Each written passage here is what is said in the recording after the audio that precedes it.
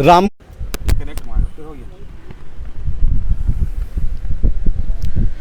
नमस्कार। रामगढ़ विधानसभा उपचुनाव का परिणाम अब स्पष्ट हो गया है।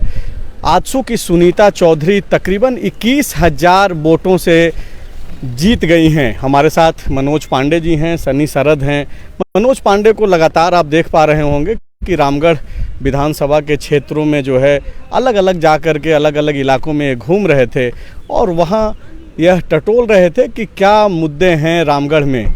और आज जब उपचुनाव में आजसू को जीत मिल गई है तो हम लोग यह डिस्कशन करने के लिए बैठे हैं कि कौन से वे मुद्दे रहे, कौन सा वो फैक्टर बना जिसकी वजह से आजसू जो है एक लंबे अंतर के साथ जो है कांग्रेस को पटखनी दिया और महागठबंधन का जो विजय रथ था उसको रामगढ़ में आजसू ने रोका। बाबा, क्या वजह, आप सबसे पहले अगर पहली प्रतिक्रिया अगर आप देना चाहें रामगढ़ उपचुनाव के परिणाम को लेकर के, तो क्या वजह मानते हैं? वोटरों से ममता का नाम मिलना।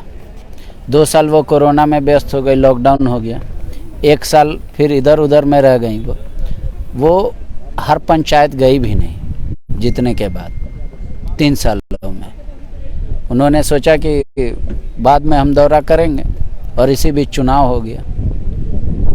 तो चुनाव हो गया तो उसका नुकसान भुगतना पड़ा पार्टी को। जनता से ना मिलना ही सबसे बड़ा वजह है। मतलब आप ये बोल रहे हैं कि ममता देवी बतौर विधायक जिस तरीके से जनता से कनेक्ट होना चाहिए था उनको, वो कनेक्ट नहीं हो पाई अपने कार्यकाल के दौरान? हाँ बिल्कुल, मैं दावे के साथ कह सकता हूँ कि वो जीत के बाद हर विधानसभा का दौरा तक नहीं कर पाई 3 सालों में। वजह जो भी रही हो, लेकिन वो नहीं गई। जनता को लगा कि हम ठगा महसूस कर रहे हैं। आजसू के जो प्रमुख हैं सुदेश महतो, वो जब आज जैसे ही उनको लगने लगा कि अब जीत के करीब वो लोग हैं, तो विधानसभा में ही लड्डू बंटा विधानसभा परिसर में, और वो जब मीडिया से मुखातिब हो रहे थे तो सबसे ज़्यादा वो फोकस कर रहे थे कि चूल्हा प्रमुखों को वो बधाई दे रहे थे। तो ये जो ग्राउंड पे जब आप जा रहे थे वहाँ पे, तो ये जो चूल्हा प्रमुख को लेकर के जिस तरीके से आजसू का दावा रहा, या फिर चूल्हा प्रमुख को जिस तरीके से मुख्यमंत्री हेमंत सोरेन ने भी टारगेट किया, तो क्या एक बड़ी वजह इसको भी आप मानते हैं कि आजसू ने संगठनात्मक तौर पे काफ़ी मेहनत किया रामगढ़ में? हाँ, मैनेजमेंट आजसू का चुनाव का बहुत बेहतर था। आप कहिएगा कि अगर उनको 1,19,000 वोट आया है और किस वोटर का होगा, उसका ब्लड ग्रुप क्या है, उसका आधार नंबर क्या है, उसका मोबाइल नंबर क्या है, वो भी आजसू के पास डाटा है। इसमें कोई दो राय नहीं है। चूल्हा प्रमुखों ने इतना काम किया, लेकिन आप अंतर भापिएगा तो फिर समझ में आएगा कि संगठन उतना धार नहीं था। बीजेपी का प्लस वोट और आजसू का प्लस वोट और थोड़ा प्लस, बस 1.5 लाख का जो नारा था इस बार 1.5 लाख पार, वो 1.5 लाख पार नहीं हो पाया। 35,000 वोट पीछे रह गई आजसू। लेकिन जीते भी तो 21,000 वोट से। हाँ, जीत, देखिए जीत के बहुत मुंह होते हैं, हार का कुछ नहीं होता। हार का सिर्फ कान होता है। वो कह सकते हैं सरकार की नीतियों की वजह से हमें जीत मिली है, बुरी नीतियों की, इस वजह से चूँकि चूल्हा प्रमुख कोई भी अपनी कार्यकर्ताओं को ही जीत का श्रेय देता है ताकि उनका उत्साह और हौसला बना रहे। और उन्होंने कमिटमेंट भी किया कि एक चंद्र प्रकाश, एक सुनीता चौधरी और एक सुदेश महतो नहीं है आजसू में। हर वो चूल्हा प्रमुख जो 10 घर की जिम्मेदारी लिए हुए, जिसने शपथ ली है कि 10 घर में चाहे कोई बीमार हो, चाहे कोई सरकारी योजना लाना हो, चाहे किसी तरीके का मानसिक तौर पे अगर मजबूत करना हो, तो एक महिला चूल्हा प्रमुख और एक पुरुष चूल्हा प्रमुख, ये 10 घर का शपथ दिलाया उन्होंने कि आप उस 10 घर की जिम्मेदारी लेंगे। तो बोले ये सारे चूल्हा प्रमुख हमारे सुदेश महतो और चंद्र प्रकाश चौधरी और सुनीता चौधरी है। आपको कहीं आने जाने की ज़रूरत नहीं है। आप सिर्फ चूल्हा प्रमुख तक जाकर अपनी बात रख दीजिए कि मुख्य काम हमारे विधानसभा में नहीं हो रहा है, या हमारे गांव में नहीं हो रहा, हमारे टोला में नहीं हो रहा, उसके बाद आप भूल जाइए। देखिए पार्टी रिस्पॉन्ड करती है कि नहीं करती है, तो कितने दिन बाद करती है, ऐसा उन्होंने कहा। और कहा कि ये जिम्मेदारी है चूल्हा प्रमुख की कि उन 10 घरों पे एकदम निगाह बना के रखे कि इनको किसी तरीके का दिक्कत ना हो, खासकर सरकारी योजना को लेकर। और हमारे साथ सनी सरद भी हैं। सनी जी, ये महागठबंधन की जो हार हुई है, 4 उपचुनाव महागठबंधन जीत चुकी थी, अब तक ये 5वां उपचुनाव था, और मुख्यमंत्री हेमंत सोरेन भी जिस तरीके से दावा कर रहे थे कि भाई 5वां भी हम जीतेंगे, चुनावी मंचों से वो बाकायदा ये बोल रहे थे पब्लिक को कि नोट करके रख लो, हमें 5वां उपचुनाव जीतने जा रहे हैं।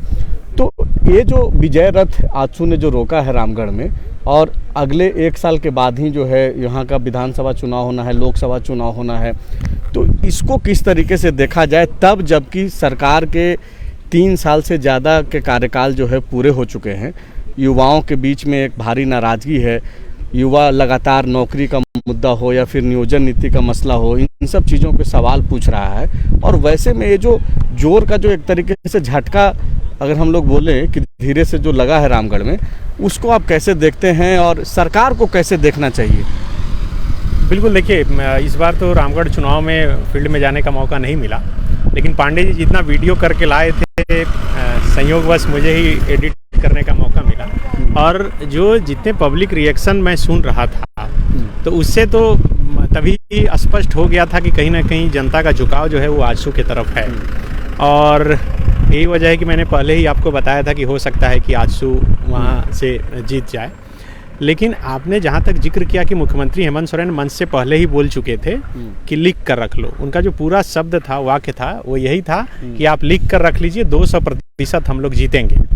तो सोशल मीडिया पर जो अपडेट हारने के बाद आ रहा है, या इससे पहले भी जो लोगों की जो प्रतिक्रियाएं आ रही थी, उसे देखकर तो यही कहा जा सकता है कि जो कॉन्फिडेंस के साथ मुख्यमंत्री हेमंत सोरेन बोल रहे थे, लग रहा है कि वही कॉन्फिडेंस जो है ये गठबंधन की सरकार के लिए भारी पड़ गया। लोग लिख रहे हैं कि घमंड टूटना जरूरी था। 4 उपचुनाव लगातार जीतने के बाद सरकार जितने घमंड में थी, लोग जैसा लिख रहे हैं वो मैं बता रहा हूँ, और उसके बाद जो फैसले नहीं ले पाई सरकार, या फिर जो भी फैसले लिए वो पूरी नहीं हुई, वो धरातल पर नहीं उतरी, उसका असर कहीं ना कहीं इस चुनाव में देखने को मिला। आप देखिए कि जैसे कि आप कई युवा जो लोग हैं वो जाके वहाँ पे नॉमिनेशन किए थे, उनकी मांग थी कि 1932 को लेकर जो आंदोलन कर रहे थे, हालांकि सरकार की तरफ से लगातार ये तर्क दिया जा रहा था कि 1932 को विधानसभा से पास करके भेज दिए। दूसरी बात, नियोजन को लेकर अभी सबसे ज़्यादा असर मुझे लगता है कि यूथ वोटरों पे जो पड़ा, वो नियोजन की मांग को लेकर जिस तरह से कई मंत्री बादल पत्रलेख सत्यानंद भोक्ता के गाड़ी के सामने भी स्टूडेंट जो है जाकर प्रदर्शन, कई मिलियंस लोग उस विजुअल्स को इसके अलावे जो पांडे जी भी जिस चीज़ का जिक्र कर रहे थे और आप भी, आजसू ने क्या किया, बहुत मुझे लगता है कि प्लानिंग के साथ काम किया। जो चूल्हा प्रमुख का जो कॉन्सेप्ट है वो बहुत ज़्यादा काम किया। दूसरा, अब अगर गौर कीजिएगा तो ये पूरा इलेक्शन कांग्रेस के तरफ से या मुख्यमंत्री हेमंत सोरेन को भी जोड़ दें, पूरे महागठबंधन की तरफ से सिर्फ एक चीज़ पर केंद्रित रहा, वो माँ और बच्चे के प्यार और उसकी सहानुभूति पर ये वोट लड़ा गया। हर मंच से बोला गया, जो राजेश ठाकुर हैं कांग्रेस के प्रदेश अध्यक्ष, उन्होंने यहाँ तक बोल दिया कि ममता देवी का बच्चा जब बड़ा होगा, स्कूल में पढ़ने के लिए जाएगा और कोई उन्हें बोलेगा कि माँ का दूध पिया है तो सामने आओ, तो बताइए उस पर क्या बीतेगी। मतलब माँ का दूध उन्हें नहीं पीने दिया गया। लेकिन कांग्रेस के जो रणनीतिकार हैं, जो नेता हैं, वो इस चीज़ पर गौर नहीं कर पाए कि जो रामगढ़ के उपचुनाव में करीब 18 जो कैंडिडेट थे, उसमें सिर्फ एकलौती महिला कैंडिडेट थी और वो थी सुनीता चौधरी, और वो आजसू की कैंडिडेट थी। तो जिस माँ की ममता पर आप वोट मांग रहे थे, वो माँ की तरफ शिफ्ट हो गया, मुझे ऐसा लगता है। और इस पर न किसी का ध्यान गया, हम लोग का भी ध्यान नहीं गया, बाद में गया चुनाव के दिन की एकलौती महिला कैंडिडेट है। मुझे लगता है कि इसका फ़ायदा मिला। एक तो है कि चूल्हा प्रमुख से वो घर तक कनेक्ट हुए, महिलाओं से कनेक्ट हुए, और दूसरा है कि सुनीता चौधरी खुद महिला थी तो वो ज़्यादा कनेक्शन बना। तीसरी सबसे प्रमुख बात जो 2019 के इलेक्शन में जो देखने को मिला था कि चंद्र प्रकाश चौधरी का घमंड तोड़ना है, और वही मामला अब यहाँ पे आके अटक गया कि हेमंत सोरेन का घमंड तोड़ना है, और वो ममता देवी के वोट के उलट हो गया, मुझे ऐसा लगता है। मतलब 2-3 चीज़ें जो आप मान रहे हैं, एक कि आजसू का संगठनात्मक जो ढांचा तैयार किया गया चूल्हा प्रमुख तक, वो एक फैक्टर रहा। दूसरा कि ये जो युवाओं का जो मुद्दा रहा, जो आक्रोश रहा, वो भी कहीं ना कहीं हेमंत सोरेन और उनकी सरकार के खिलाफ काम किया और वो पक्ष में आजसू के गया।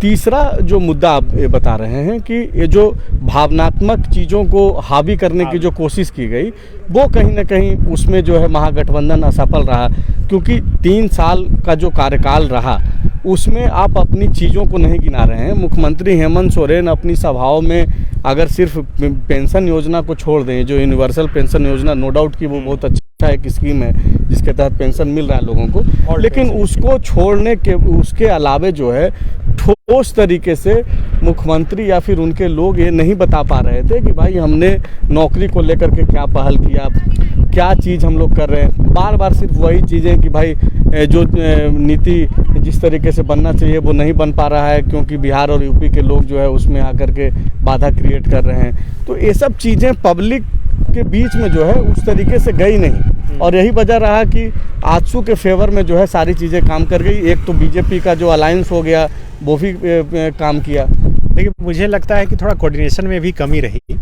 कई मंत्रियों से बातचीत हो रही थी तो उन्होंने कहा कि कांग्रेस के नेताओं की तरफ से बोला भी नहीं गया कि आप आइए प्रचार कीजिए। कई ऐसे सक्षम मंत्री हैं, हालांकि बहुत मंत्री गए, उनका बहुत दौरा हुआ, लेकिन और जो मंत्री थे वो ज़्यादा जोर लगा के काम कर सकते थे, मुझे ऐसा लगता है। उन्होंने कहा कि बोला तक भी नहीं गया, अब खुद से जाके अपने से कैसे किया जा सकता है। तो कहीं ना कहीं जो कांग्रेस, जेएमएम, हेमंत सोरेन की अलग खुद की अपनी कैबिनेट है, किचन कैबिनेट, तो ये जो ट्रायंगुलर बना वो ठीक से कोऑर्डिनेशन नहीं बैठ पाया।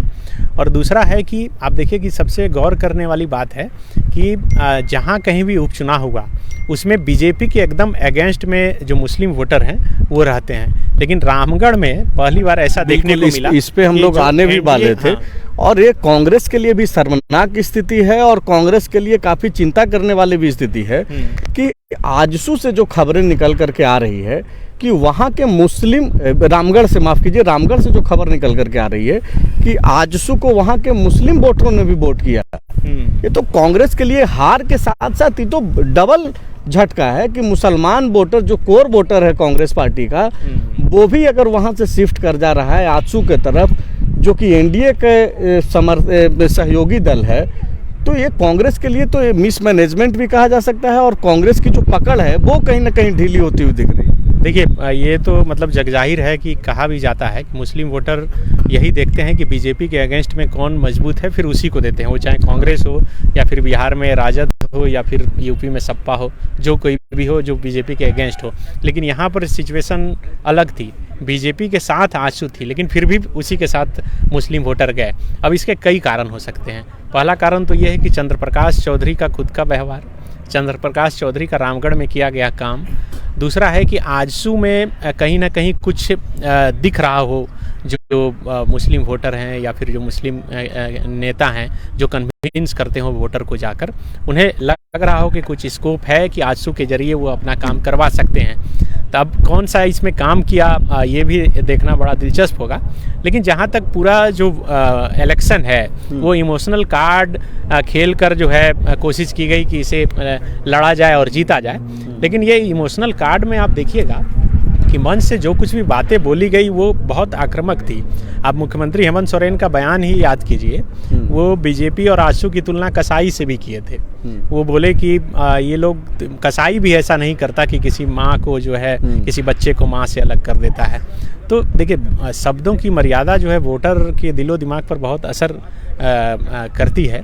और यही वजह है कि जो लोग भी चुनाव को लेकर पहले से अनुमान लगा रहे थे वो अनुमान नहीं लगा पा रहे थे कि आखिर वोटर का मिजाज किधर जाएगा, किधर है। अंतिम समय तक लोग बोल रहे थे कि 4000-5000 वोटों का अंतर रहेगा। लेकिन आप संजय गौर कीजिएगा, अगर मांडर उपचुनाव को छोड़ दिया जाए शिल्पी नेहा तिर्की को, तो वो करीब 23,000 वोट से हारी थी। उसके बाद जीती थी, सॉरी, तो 23,000 वोट से शिल्पी नेहा तिर्की जीती थी। उसके बाद कोई भी ऐसा चुनाव नहीं है जिसमें बहुत ज़्यादा अंतर से जीता हो। आप बेरमो का उपचुनाव ले लीजिए, जयमंगल जो है वो करीब 15,222 के आसपास वोट से वो जीते थे। इसके बाद सभी चुनाव 5,000, 4,000, 6,000 वोटों से जो है ये महागठबंधन जीतती थी। तो ये जो अंतर है करीब 21,000, 22,000 का अभी तक जो बताया जा रहा है, एग्जैक्ट नहीं पता। लेकिन आप देखिए कि फर्स्ट चरण से जो गिनती शुरू हुई, शुरू से ही लगातार अंतराल जो है बढ़ते गया। यहाँ पे पांडे जी से एक सवाल लेना जरूरी है कि क्योंकि हम लोग मुस्लिम वोटरों की बात कर रहे हैं। पांडे जी, मुझे याद है जिस दिन सुनीता चौधरी का नॉमिनेशन हो रहा था, उस दिन सीपी सिंह भाजपा के जो विधायक हैं और भी बीजेपी के कई सारे विधायक गए थे।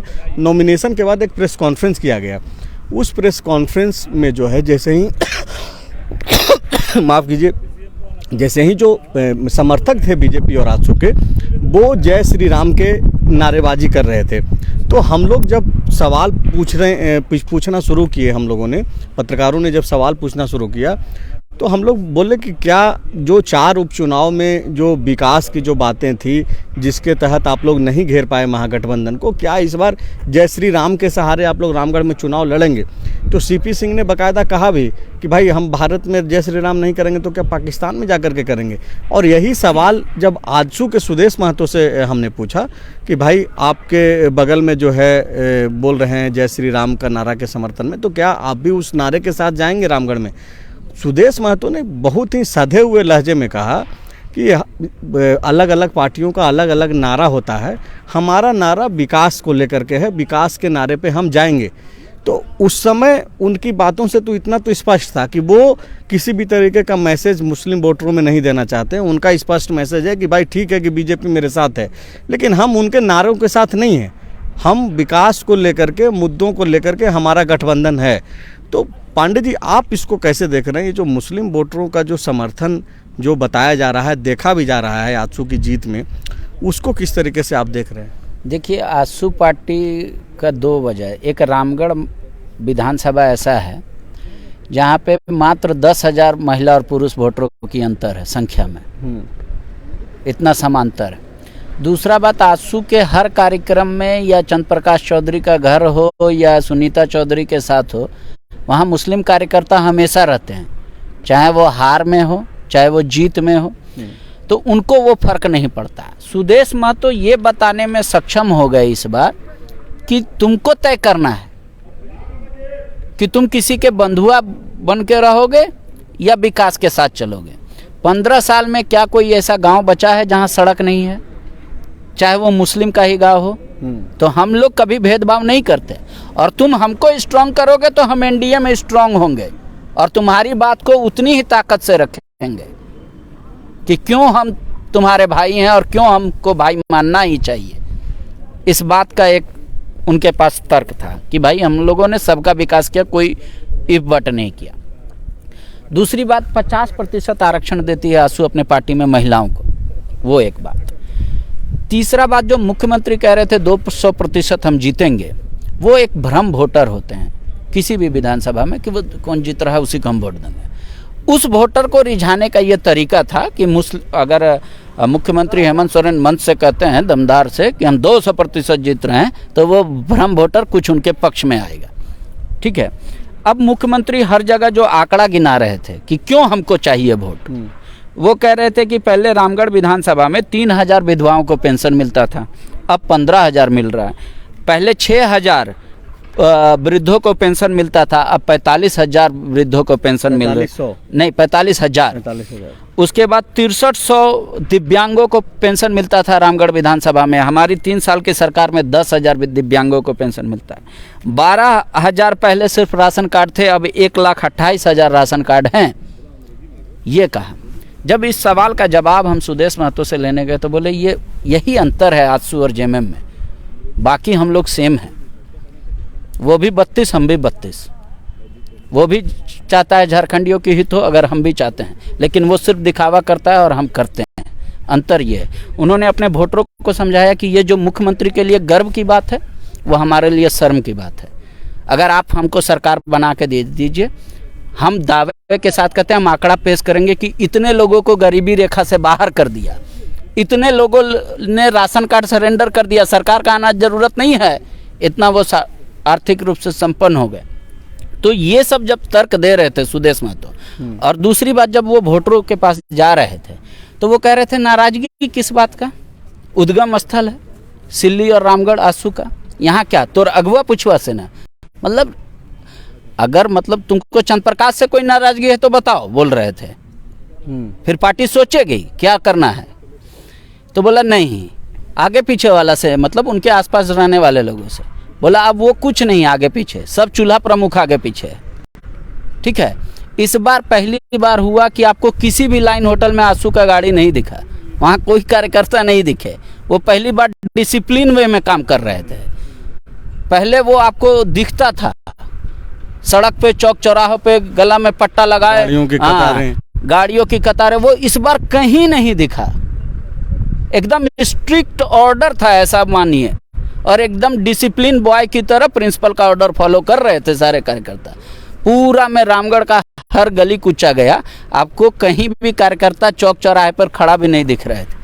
तो वो एक सिस्टम था। दूसरी बात ये है कि मुख्यमंत्री जब ये आंकड़ा पेश कर रहे थे कि भाई हम विकास किए हैं और ये हमारा विकास का आकलन है, वो आप कर लीजिए, लेकिन वो कह रहे थे सुदेश महतो कि सेल्फिश बनो कार्यकर्ताओं को, वोटरों को कह रहे थे तुम्हारे लिए क्या किया सरकार ने, ये बताओ। 15 साल हम लोग रहे, सड़क हर गली में पहुंचाए, पहले क्या था? जिला कौन बनाया? हम लोगों ने बनाया। कोर्ट कौन लाया? हमने लाया। डीसी कौन बनाया? पहले सब लोग हजारीबाग जाते थे। अच्छा, एक चीज़ आपको ये लगता है क्या कि ओवर कॉन्फिडेंस भी बजरंग महतो या फिर कांग्रेस पार्टी को हो गया था? मुझे याद है कि इंटरव्यू के लिए मैं कॉल कर रहा था, तो वो बोले कि अरे विधानसभा में हम लोग मिलेंगे ना, विधानसभा में इंटरव्यू करेंगे। वो एक्चुअली इसलिए हो जाता है कि 3-4 चुनाव पार्टी आसानी से जीती, मतलब यूपीए, तो 5वां चुनाव भी लगा कि सार्थक है। और जो पिछले बार का वो मार्जिन था, वो सरकार जोड़ रही थी ना कि एंटी इनकम्बेंसी भी अगर होता है, मान लीजिए स्वाभाविक तौर पे, तो वो कितना होगा? 25,000 का 20,000 होगा, फिर भी 5,000 से तो हम जीतेंगे। वो एक दिमाग के किसी कोने में था, इसमें कहीं दो राय नहीं है, वो दोनों में था। और दूसरी बात कि जो इस बार जो आमतौर पे आसू या छोटे दल करते हैं, मोटरसाइकिल रैली, पूरा भी गाड़ियों की रैली, वो सब कुछ नहीं था। मुख्यमंत्री ने रोड शो किया, उसके बाद सुदेश महतो ने पद यात्रा किया, वो दिखाने के लिए कि उनकी में काफिला में गाड़ी है, हमारे काफिला में लोग हैं। तो अच्छा बाबा, इससे पहले कि हम लोग लाइव चूँकि लंबा हो जाएगा समाप्त करें, उस एक सवाल आपसे और सनी शरद जी से लेते हैं कि सनी जी, ये जो उपचुनाव का परिणाम है, इसको हेमंत सोरेन को निजी तौर पे कैसे लेना चाहिए, तब जबकि वो महागठबंधन का नेतृत्व कर रहे हैं। आने वाले 1 साल के बाद लोकसभा का बड़ा चुनाव होने वाला है, विधानसभा का चुनाव होने वाला है, और हेमंत सोरेन अपना भविष्य और अपने आप को, अपनी पार्टी को जो है मजबूती से देख रहे हैं। तब इस चुनाव परिणाम को, भले ही उपचुनाव का परिणाम है, इसको कैसे देखना चाहिए उनको? बिल्कुल, मुझे लगता है कि मुख्यमंत्री हेमंत सोरेन को इस चुनाव को एक सबक के तौर पर ही लेना चाहिए और इससे सीखना चाहिए। और दूसरा है कि जहाँ कहीं भी कमी रह गई, उन्हें हर एक चीज़ का अध्ययन करना चाहिए। खास करके आप देखिए कि सरकार शुरू से कहते रही है कि उनका फोकस युवाओं पर रहा है, लेकिन युवा ही सबसे अधिक नाराज़ रहे हैं। अगर 2019 से पहले का मुख्यमंत्री हेमंत सोरेन का ट्वीट उठाकर देख लीजिएगा, तो उसमें ज़्यादातर जो संबोधन या फिर जो इमोशनल ट्वीट करते थे कि युवा बेरोजगारों बहुत हो गया, दुख अब नहीं सहना पड़ेगा, जल्द हमारी सरकार बनेगी तो ये करेंगे वो करेंगे, उन्हें खुद जोड़ना चाहिए कि भाई कितना % हम उस पर खरा उतर पाए। उसी का आक्रोश है कि ये सब परिणाम जो आज है वो देखने को मिला। 4 उपचुनाव में जो लगातार जीतते गए, उन्हें खुद का मूल्यांकन करने का समय ही नहीं मिला, मुझे ऐसा लगता है। अगर ईडी का प्रकरण नहीं होता, न 1932 विधानसभा से पास हो पाता, न जो 27% का आरक्षण है वो हो पाता, न जो ओल्ड पेंशन स्कीम है वो हो पाता, तो बहुत सारी जो बड़ी कामें हुई है वो ईडी प्रकरण और तमाम तरह के प्रेशर में इस तरीके का डिसीजन लिया गया है। नहीं तो सरकार का जो डिसीजन मेकिंग प्रोसेस है वो काफ़ी स्लो आप मानते हैं? अब बिल्कुल देखिए, ये जो 3 साल से अधिक का जो कामकाज है, उस कामकाज को देखकर तो यही लगता है कि ये जो सरकार के काम करने का तरीका है, वो किसी भी चीज़ का वो सॉल्यूशन नहीं चाहती है, वो चाहती है कि मामले को फंसा के रखा जाए। अब तमाम चीज़ें एक उठा के देख लीजिएगा तो फुल फाइनल नहीं हो पाता है, वो कहीं ना कहीं जाकर फंस जाता है। अभी जो नियोजन नीति का ही जो मामला आकर फंस गया है, आप समझिए कि सरकार जो है फिर से वही बैक चली गई जहाँ था। आप खुद वोटिंग करवाए और जो वोट आया उसके अनुसार आप बोल रहे हैं कि 2016 से पहले के आधार पर अब हम एग्ज़ाम लेंगे, चूँकि रास्ता नहीं है। अब वोटिंग में भी जो ऑप्शन दिए वो सिर्फ 2 ही ऑप्शन दिए कल पांडे जी से इसी मसले पर बात हो रही थी, तो उन्होंने अच्छा उदाहरण दिया। उन्होंने कहा कि आपको अगर दो ऑप्शन दिया जाए कि आप मरना चाहते हैं या जेल जाना चाहते हैं, तो ऑब्वियस सी बात है लोग बोलेंगे कि हम जेल जाना चाहते हैं, क्योंकि पहले जान तो बच जाए। तो वही नियोजन नीति वाले में भी इसी टाइप का ऑप्शन दिया गया था। तो मुख्य बात यह है कि भाई आप जो बोल रहे हैं वो कर क्यों नहीं पा रहे हैं? अगर नहीं कर पा रहे हैं तो वो कब कीजिएगा? तो ये जो धीरे धीरे सब्र की सीमाएं जो है बढ़ती गई और सब्र का बांध टूटा, और मुझे लगता है कि वो ये परिणाम में कहीं ना कहीं ये देखने को मिला है। क्योंकि देखिए महागठबंधन के साथ ये तो खुली तौर पे बात है कि मुस्लिम, क्रिश्चियन और आदिवासी वोटर खुलकर हैं, लेकिन मैं फेसबुक अभी स्क्रॉल कर रहा था, आपको कई लोगों का पोस्ट दिखा दूंगा जो खास करके मुस्लिम हैं और जो आदिवासी हैं, वो लिख रहे हैं कि झटका जरूरी था, सरकार का घमंड टूटना जरूरी था। तो ऐसे ऐसे शब्द जब आपके जो कॉन्फिडेंस के वोटर हैं वो लिख रहे हैं, अपने लोग लिख रहे हैं, तो इसका मतलब सरकार को भी सोचना पड़ेगा कि आखिर कहाँ कमी रह जा रही है और कैसे अभी बचे हुए करीब 2 साल में उन चीज़ों को पूरा कर लिया जाए। नहीं तो मुझे लगता है कि सचमुच में जिस तरह से बीजेपी के लोग बोल रहे हैं कि अभी तो ये झांकी है, 2024 बाकी है। अच्छा बाबा, आखिरी सवाल आपसे भी कि क्या संभलने का समय है, ये जो पर्याप्त समय इसको माना जाए, बाकी का जो 1.5-2 साल बचा हुआ है हेमंत सोरेन के लिए उपचुनाव के परिणाम के बाद? नहीं, बिल्कुल नहीं। हेमंत सोरेन की सबसे बड़ी अभी जो प्रॉब्लम क्रिएट हुआ इस चुनाव के नतीजे आने के बाद, सेम प्रॉब्लम बीजेपी में भी क्रिएट हो गया। मतलब यूपीए और एनडीए के तौर पे देखिए, हेमंत सोरेन के लिए ये सबसे बड़ी समस्या है कि वो यूपीए का सर्वमान्य नेता बने रहे। इस हार के बाद कांग्रेस के कई विधायक जिनकी जुबान बंद रहती थी, अब वो खुलेआम बोलेंगे। वो एक समस्या है बीजेपी के लिए। वो हेमंत सोरेन के खिलाफ क्यों बोलेंगे? अभी मेरी बात अनूप सिंह से हो रही थी, उन्होंने कहा कि भाई ये मुख्यमंत्री की हार नहीं है, ये सरकार की हार नहीं है, कांग्रेस पार्टी की हार है। तो कांग्रेस पार्टी के ऊपर कांग्रेस के विधायक बोलेंगे? नहीं, इंडिविजुअल हार, ठीक है, इंडिविजुअल हार, इंडिविजुअल राय कुछ भी हो सकता है। कांग्रेस पार्टी बोलेगी ना कि मुख्यमंत्री अकेला जिता नहीं पाए, ठीक है, हम फिसड्डी हैं, पर उसको तो मोदी टाइप का नेता चाहिए ना यूपीए को, कि नाम पे बेड़ा पार हो जाए। तो वो छवि जो मुख्यमंत्री की बन रही थी 4 उपचुनाव में कि कुछ भी हो हेमंत जी को खड़ा कर दो जीत जाओगे, उस छवि पर दाग लगा है। तो भाई जब हेमंत जी की छवि वैसी रहेगी, मोदी टाइप की, मोदी के नाम पे ही चुनाव कोई भी जीत जाए, तो फिर कांग्रेस को क्यों साथ में लेकर के जाएंगे? फिर अपना XYZ किसी को खड़ा करेंगे? वो तो विश्वास दिलाना होगा कि तुम रहो मेरे साथ, हम ऐसा नेता हैं कि तुम कहीं भी चल जाएगा। जैसे बीजेपी में भी यही कंडीशन है। अब बीजेपी के लिए दूसरी समस्या क्या शुरू हो गई है? 4 उपचुनाव में फिर यही था, आंसू का साथी था, लेकिन हारी थी। अब छोटा भाई थोड़ा बलवान हो गया है तो कहेगा कि अब की हिस्सा बड़का वाला लगेगा। कल तक जो टूटा था क्यों गठबंधन, सीट का संख्या को लेके, अब एक मतलब स्वाभाविक दावेदारी बनती है कि भैया आप रहते हैं तो, लेकिन प्रदर्शन हम करते हैं, आप खाली पीछे खड़ा रहिए, हम गर्दा उड़ा देंगे। तो अब ये जो शब्द है कि आप पीछे खड़ा रहिए, तो मतलब पीछे रहिए, तो समस्या दोनों के पास है। लेकिन मुख्यमंत्री के लिए सबसे बड़ी यही समस्या है, यूपीए का हर विधायक नहीं, हर नेता को ये उनके दिलो दिमाग में बस रहा होना चाहिए कि हेमंत जी ऐसा मेरे पास तुरुप सिक्का है जिसको हम 81 विधानसभा में नचाएंगे, जीत जाएंगे। इस चुनाव परिणाम का क्या वैसे विधायक जो कांग्रेस पार्टी के हैं और लगातार उन पे एक शंका के दृष्टिकोण से कांग्रेस पार्टी भी देखते रही है और आम पब्लिक भी देखते रहती है, क्योंकि देश भर में जिस तरीके से कांग्रेसियों का हाल हो रखा है कि भाई कोई भी विधायक कब किधर भाग जाता है। ये तो सब क्या नहीं, भागने की बात मैं नहीं बोल रहा हूँ, जिन लोगों के मन में जो शंका रहता है कि भाई कांग्रेस में हमारा फ्यूचर नहीं है, क्या उनके मन का ये जो सवाल है वो और मजबूत होगा कि अगर इस कांग्रेस पार्टी में बने रहेंगे तो क्या होगा फ्यूचर? निश्चित तौर पे सोचा जाएगा, निश्चित तौर पे ये सोचा जाएगा। और आज की कैबिनेट की बैठक उनकी सोच को थोड़ा कमजोर करेगी, क्योंकि अंतर यही था कांग्रेस और इसमें, भले ही पार्टी 32 का सपोर्ट कर रही थी, सब विधायक विरोध कर रहे थे, उनको शांत कराया गया कि 32 होगा नहीं, काहे के लिए विरोध करके दिखार होना चाहते हो। तो वो एक मुद्दा है। दूसरी बात ये है कि आपने सवाल किया था, मैं फिर से भूल गया।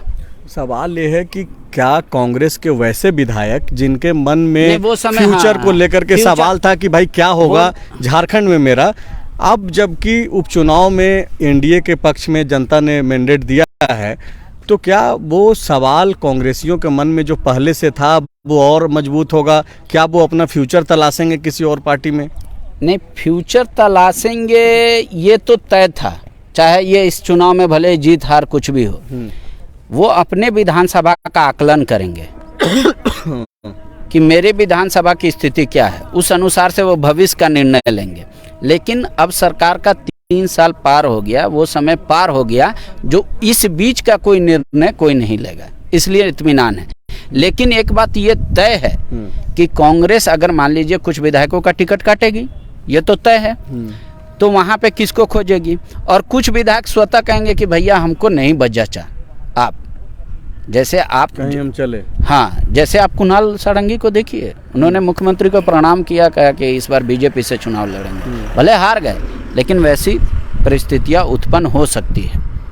तो कुल मिलाकर के रामगढ़ उपचुनाव का जो परिणाम है उसके साइड इफेक्ट्स कई तरीके के देखने को मिलेंगे, लेकिन फिलहाल पांडे जी और सनी सरद से जो बातचीत हुई उससे यही है कि हेमंत सोरेन और उनकी सरकार के लिए ये अलार्मिंग वेल की तरह है, और सरकार को अब बाकी का जो बचा हुआ जो कार्यकाल है तकरीबन 2 साल का, उसमें चाहिए कि जन मुद्दों को लेकर के जिस तरीके से वायदा किया गया था 2019 के चुनाव में, या फिर लगातार जिस तरीके से मुख्यमंत्री हेमंत सोरेन या फिर उनके लोग जो वादा और दावा करते रहते हैं जनता के लिए, उस पे जो है अमल करना होगा। क्योंकि इन्हीं सब चीज़ों को नहीं हो पाने की वजह से आजसू को वहाँ पर एक बड़ा जन समर्थन मिला। आजसू जो तरीके से अपना संगठन को वहाँ पे खड़ा करके चुनाव लड़ा, उसमें कहीं ना कहीं एक नाराज़गी भी जो लोगों की थी वो भी एक बड़ी वजह बनी। शुक्रिया।